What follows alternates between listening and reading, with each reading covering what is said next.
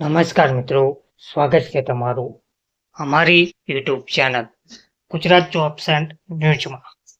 મિત્રો, લાંબા સમયથી ગુજરાતમાં ચાલતી કોન્ટ્રાક્ટ પ્રથા, આઉટસોર્સિંગ પ્રથા, ફિક્સ પગાર પ્રથાનો અંત લાવવા મહાસંગ્રામ જોવા મળી રહ્યો છે.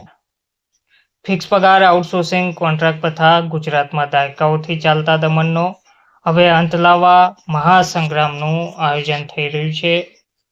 ગુજરાતમાં ઘણા લાંબા સમયથી ફિક્સ પગાર, આઉટસોર્સિંગ, કોન્ટ્રાક્ટ જેવી પ્રથાને નાબૂદ કરવાની માંગણી સાથે વિપક્ષના નેતાઓએ સોશિયલ મીડિયા પર આક્રમક અભિયાન શરૂ કર્યું છે. દાયકાઓથી મહાભયંકર દમન અને શોષણ કરનારી આ પ્રથાઓ નાબૂદ થવી જ જોઈએ જેવા કડક શબ્દોમાં વિપક્ષે સરકાર પર પ્રહારો કર્યા છે. સોશિયલ મીડિયા પર પણ remove fix pay in Gujarat hashtag trend કરી રહ્યું છે. પરંતુ આ અભિયાન પાછળનું કારણ શું છે અને શા માટે અચાનક આ મુદ્દો ઉઠાવવામાં આવી રહ્યો છે તે અંગે અનેક તર્ક વિતર્કો ચાલી રહ્યા છે. અભિયાન પાછળના સંભવિત કારણો: કર્મચારીઓનું શોષણ, લાંબા સમયથી ફિક્સ પગાર, કરાર આધારિત આઉટસોર્સિંગ અને કોન્ટ્રાક્ટ પ્રથા હેઠળ કામ કરતા કર્મચારીઓ અસુરક્ષિત અનુભવી રહ્યા છે. તેમને કાયમી કર્મચારીઓની સરખામણીમાં પગાર પણ ઓછો આપવામાં આવે છે, ભથ્થા પણ ઓછા આપવામાં આવે છે અથવા તો ભથ્થા આપવામાં જ આવતા નથી અને નોકરીની અસુરક્ષાનો સામનો પણ કરવો પડતો હોય છે. આ પ્રથાઓથી કર્મચારીઓની આર્થિક અને સામાજિક શોષણ થતું હોવાના આક્ષેપો છે. વિપક્ષ આ મુદ્દાને ઉઠાવીને આ વર્ગના સમર્થન મેળવવાનો પ્રયાસ કરી રહ્યું છે. રોષ અને અસંતોષની વાત કરીએ તો રાજ્યમાં સરકારી ભરતીઓ તેમજ પેપર લીક કાંડ અને બેરોજગારી જેવા મુદ્દાઓ યુવાનો અને નોકરી વાંચકોમાં પહેલેથી જ રોષ ઊભો કરી રહ્યા છે.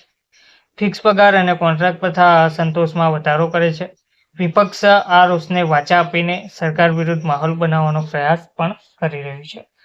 તેમજ ચૂંટણીલક્ષી વ્યૂહરચના આગામી સ્થાનિક સ્વરાજની ચૂંટણીઓ અને 2027ની વિધાનસભા ચૂંટણીને ધ્યાનમાં રાખીને પણ આ મુદ્દો ઉઠાવવામાં આવી રહ્યો છે તેવી ચર્ચા જોવા મળી રહી છે. ફિક્સ પગાર અને કોન્ટ્રાક્ટ હેઠળ કામ કરતા કર્મચારીઓનો મોટો વર્ગ છે જેમના મતો નિર્ણાયક સાબિત થઈ શકે છે.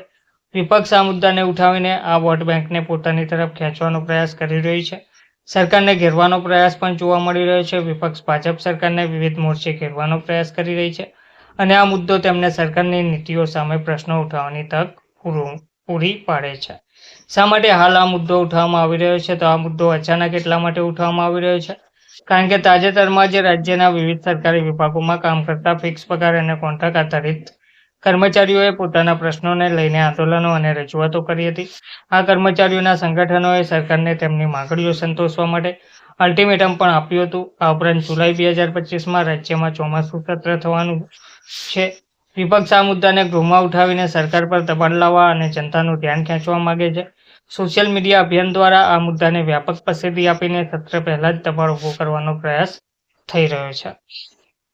આ મુદ્દો શા માટે મહત્વનો જોવા મળી રહ્યો છે? તો ફિક્સ પગાર, આઉટસોર્સિંગ અને કોન્ટ્રાક્ટ પ્રથા એ ગુજરાતમાં એક લાંબા સમયથી ચાલતો સંવેદનશીલ મુદ્દો છે.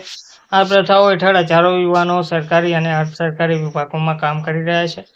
કાયમી નોકરીની આશામાં તેઓ ઓછા વેતનમાં પણ અને અસુરક્ષિત વાતાવરણમાં પણ કામ કરવા મજબૂર બન્યા છે. આ પ્રથાઓ શ્રમ કાયદાઓનું ઉલ્લંઘન કરતી હોવાનો પણ આક્ષેપો થાય છે. વિપક્ષ આ મુદ્દાને ઉઠાવવાને માત્ર રાજકીય લાભ મેળવવા માંગે છે કે ખરેખર કર્મચારીઓના હિતમાં કામ કરવા માંગે છે તે આગામી સમયમાં સ્પષ્ટ થશે. જોકે આ અભિયાનથી આ મુદ્દો ફરી એકવાર ચર્ચાના કેન્દ્રમાં આવ્યો છે અને સરકાર પર આ પ્રથાઓ અંગે કોઈ નક્કર નિર્ણય લેવાનું દબાણ વધી રહ્યું છે. ધન્યવાદ.